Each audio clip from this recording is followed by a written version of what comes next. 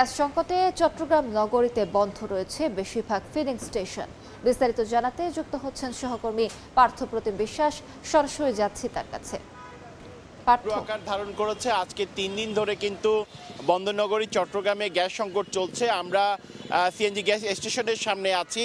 আসলে গতকাল এই সিএনজি স্টেশন থেকে কিন্তু আমরা দেখেছি গাড়িদেরকে, যেসব গাড়ি রয়েছে সেসব গাড়িকে কিন্তু গ্যাস দেওয়া হয়েছে, কিন্তু আজকে কিন্তু সেই সিএনজি স্টেশনটি বন্ধ রয়েছে। শুধু এটি নয়, নগরীর যে অন্যান্য সিএনজি স্টেশনগুলো রয়েছে সেগুলো কিন্তু একই অবস্থা।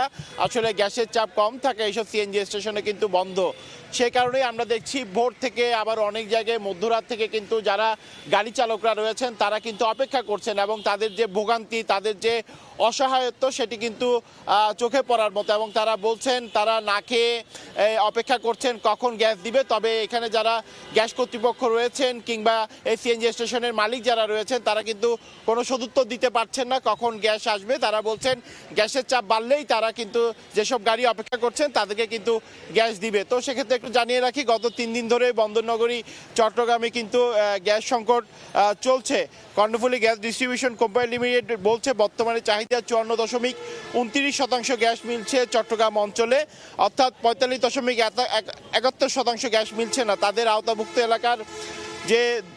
এলাকার যে দৈনিক গ্যাসের প্রকৃত চাহিদা 350 মিলিয়ন ঘনফুট হলেও জাতীয় গ্রিড থেকে দৈনিক বরাদ্দ দেওয়া হয় 246 মিলিয়ন ঘনফুট। বর্তমানে সেখানে পাওয়া যাচ্ছে 190 মিলিয়ন ঘনফুট গ্যাস।